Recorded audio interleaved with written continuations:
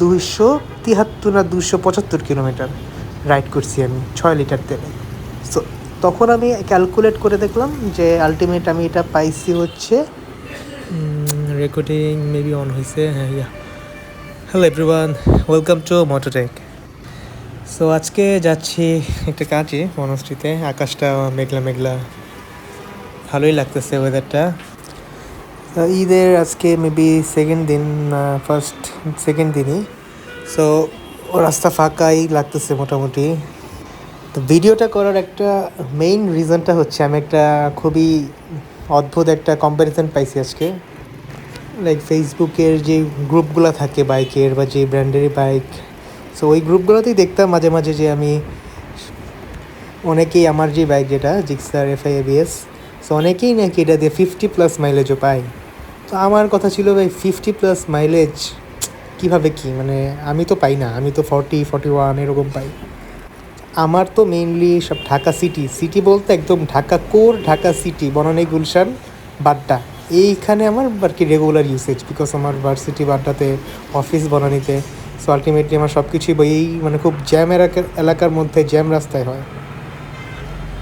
So মেই ডান পাশে তো maybe ফুয়েলের line, huge পরিমাণের লাইন, সুমাত্রার পাম্পের লাইন ইসিবি পর্যন্ত মেবি চলে গেছে, হিউজ।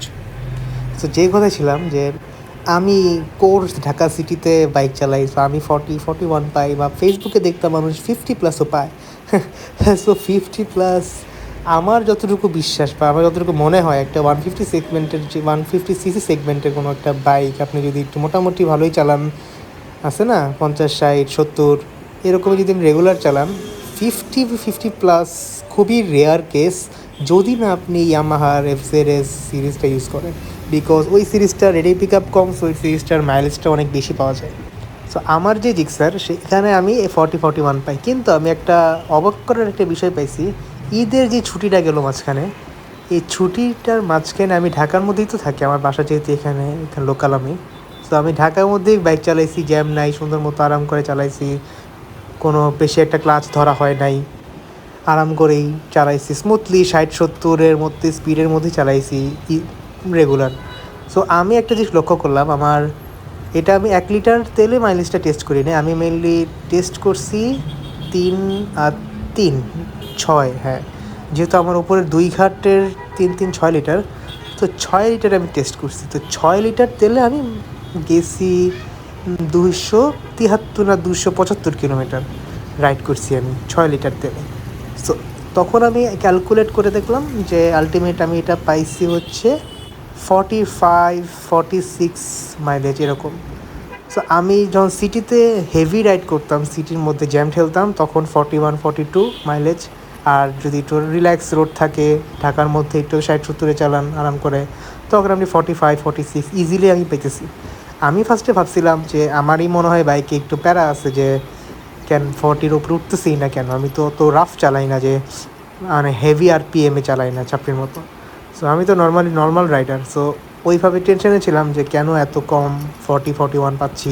যদিও বাইকটা কিন্তু 2020 সালে কেনা, আনুমানিক 5-6 বছর হয়ে গেছে, যদিও এটার ওটো মাত্র 17,000 কিলোমিটার, বাট তাও। সো বাইকের 45-46 মাইলেজ পাইছি। তো আমার মনে হয় 46 কিলোমিটার মাইলেজ পাওয়া 5 বছর পর একটা বাইকে ইজ ভেরি গুড। অ্যান্ড আমি যেই কনফিউশনে ভুগতেছিলাম, সেই কনফিউশন থেকে আমি অনেকটাই বেরিয়ে গেছি, বিকজ আমি সিটিতে পাগলের মতো জ্যাম ঠেলি 41-42 কিলোমিটার পাই মাইলেজ। আর যদি আমি একটু ফ্রি চালাই, এরকম এভাবে দেখেন ফাঁকা রাস্তা আমি 70-এ চালাচ্ছি, এমনি আমি ঢাকার মধ্যে ইজিলি 45-46 কিলোমিটার পাই। আর হাইওয়েতে যদি যাই তখন তো আমি অবশ্যই 50+ পাই যাব। যতটুকু দেখছি যারা ফেসবুকে যারা বলে, তো তারা আমার খুবই কম মনে হয় তারা ঢাকা সিটি সারাদিন জ্যাম ঠেলে তার মাইলেজটা বলে। হয় না অনেকে বাসা গ্রামের দিকে বা অনেক ফাঁকা জায়গা, আশুলিয়া ওই সাইডটাতে, অথবা ঢাকার বাহিরে, যেখানে সারাদিন ক্লাচে চাপাচাপি করা লাগে না আর কি। সো আমার মনে হয় এটাই, যে ওরা ওখানে ইউজ করে দেখে ওদের আলটিমেটলি 50+ মাইলেজ, এটা যেটা নর্মাল, যেটা এখন যা বুঝতেছি এটা নর্মাল। আমি যদি হাইওয়েতে যাই আমারও 50+ মাইলেজ এসে পড়বে। আর এমনিও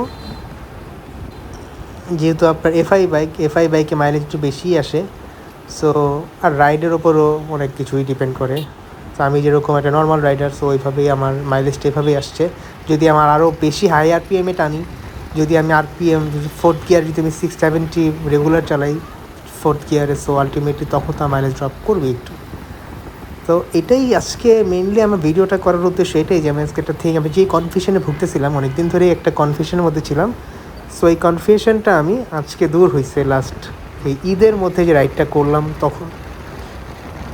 সো এটাই, ওরে বাপ, খেয়াল করি নাই আসলে। আজকে উপর দিয়ে না গিয়ে নিচ দিয়ে গেলাম, বিকজ মাঝে মাঝে নিচ দিয়ে যেতে ভালো লাগে, নিচের রাস্তাটা ফাঁকা থাকে তো পুরা টান দিয়ে অনেক মজা লাগে, আর উপরেরটা তো রেগুলারই যাওয়া হয়। তো এটাই আজকে আলটিমেটলি আমি কেন ভিডিওটা করা, জাস্ট কজ আমার এটা, আমি যেটা কনফিউশনে ছিলাম এটা আপনাদের জানাইলাম, শেয়ার করলাম।